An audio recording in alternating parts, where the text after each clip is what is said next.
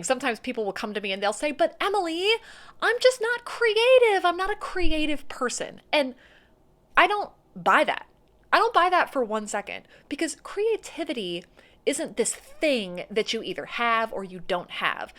Creativity is like a muscle, and you have to strengthen it. You have to work on it. In the same way that you'd never come to me and say, Emily, I don't have any arm muscles, if you tried to do a pull up one time and you couldn't do it. That's not how it works. You have to strengthen it, you have to work on it. Same thing with creativity. But we do have to give it space to happen. We have to set up the conditions that let us strengthen our creative muscle.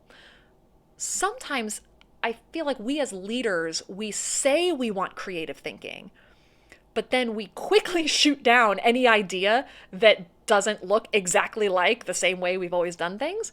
So we need to make sure that we're giving creativity permission to happen. So how do we do that? How do we strengthen that creative muscle? It's a process, but I've got a quick little exercise you can do this weekend, today, that will help get the process started. All you got to do is you pick a problem in your life. It could be part of your job, but it doesn't have to be. It could just be a problem you have in your personal life, anything, any problem, and then come up with 20 solutions to the problem. Now, I'm not saying this is easy. That's the point. Remember, you're strengthening that creative muscle. Come up with 20 solutions to the problem. It's actually kind of freeing, because nobody's going to make you implement whatever thing you come up with. So you can think big, you can think off the wall, you can think different. It's okay, but there's got to be 20, and they have to all be different.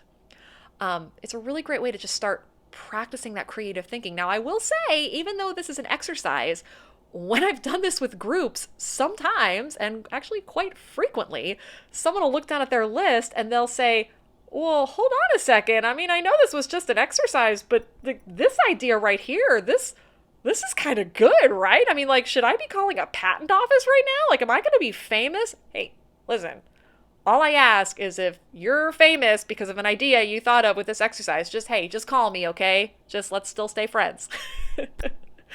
Anyway, now let's delve a little deeper into how to keep applying this kind of creative thinking to your job.